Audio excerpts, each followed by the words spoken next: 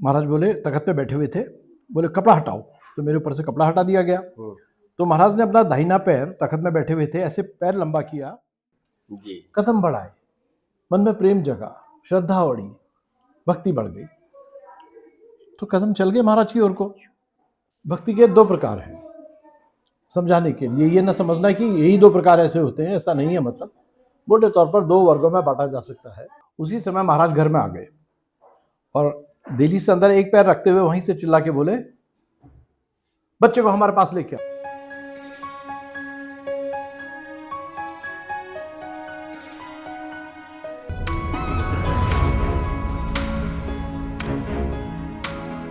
महाराज जी के दर्शन आपने किए हैं, तो दो भक्त ऐसे, हम तो एक एक को ढूंढते हैं, एक एक नगीना ढूंढते हैं, लेकिन आज जिनका लोग इंतजार करते हैं और वो किसी से इंतजार करने के लिए कह रहे हैं तो एक विशेष उपलब्धि है।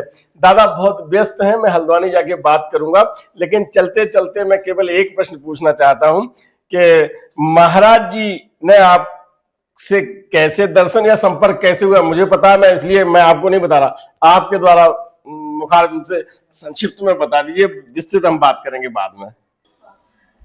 पहले तो मेरे प्रणाम स्वीकार करिए।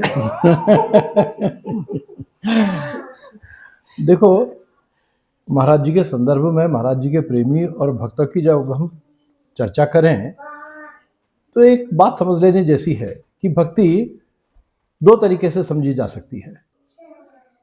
भक्ति के दो प्रकार हैं, समझाने के लिए ये ना समझना कि यही दो प्रकार ऐसे होते हैं, ऐसा नहीं है। मतलब मोटे तौर पर दो वर्गों में बांटा जा सकता है।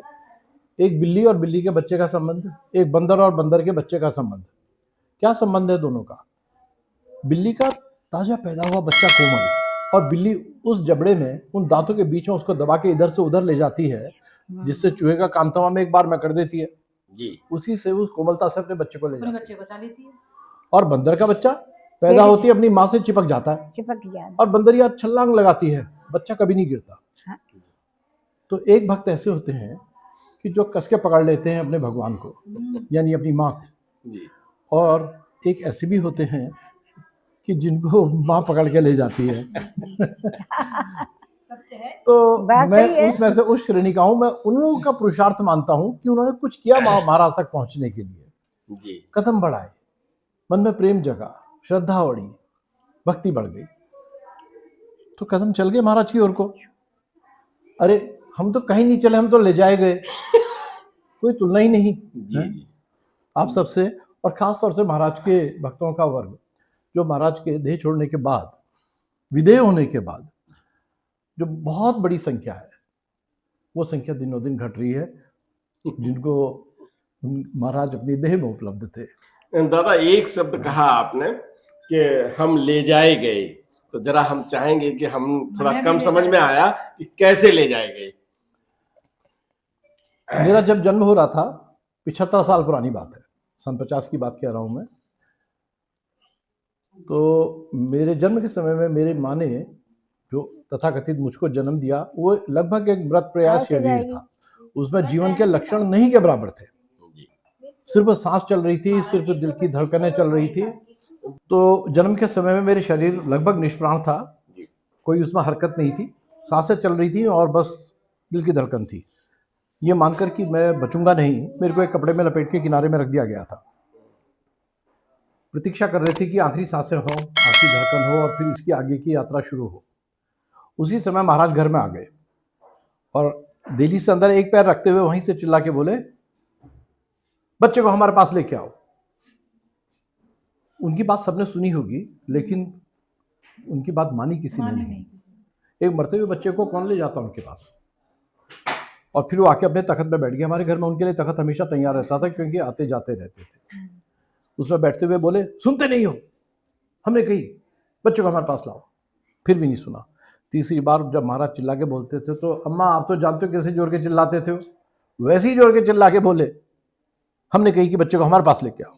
तो मेरी बुआ उस कपड़े के छोटे से बंडल में, जिसमें मैं लिपटा पड़ा था, उनके पास लेके आई। बच्चा कोई चक्कर है ना? तो यहाँ पर जमीन में जी। उनके तख्त कोई के नीचे बच्चा रख दिया होगा गया उनको। हम्म, और उसके बगल में एक अंगीठी जल रही भक्त थी। के बच्चे को जिताया, कल यही बात तो कही जाती भजन में, यही होगा। जी हाँ। जी जी।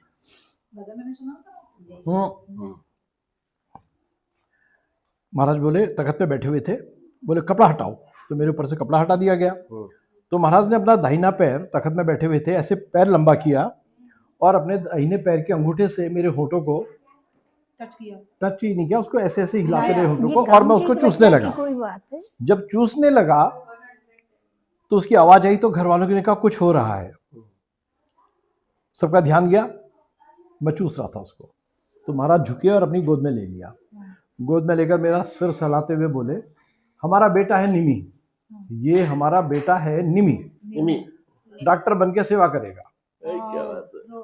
और उसी समय अम्मा, मैंने वो किया, शायद मैंने ही किया है वो सिर्फ, क्योंकि वो अभी ऐसे ही कहती हैं। देख लो। मैंने उनकी गोद में पेशाब किया क्या बात है। और वो पेशाब की धार गई वो अंगीठी में, उसमें से राख का और भाप का बादल उठा, वो हम पर बरसा और मैं जोर से रोया। वो मैं पहली बार रोया था। जब मैं रोया तो घर में आनंद, तो घर वालों के तो संगीत बज गया। वो मैं लौट आया था, महाराज ने कहा जाओ इसकी माँ को दे दो, फिक्र हो रही है उसको, माँ को फिक्र दे हो दो। रही है। तब मैं महाराज की गोद से अपनी माँ की गोद में पहुंचा। ये छोटी सी कहानी है, परंतु सत्य बात है। ऐसी कहानियां महाराज के जीवन चरित्र में, बहुत उनकी कृपा में अनंत है, चमत्कार अनंत हैं उनके। अनंत है।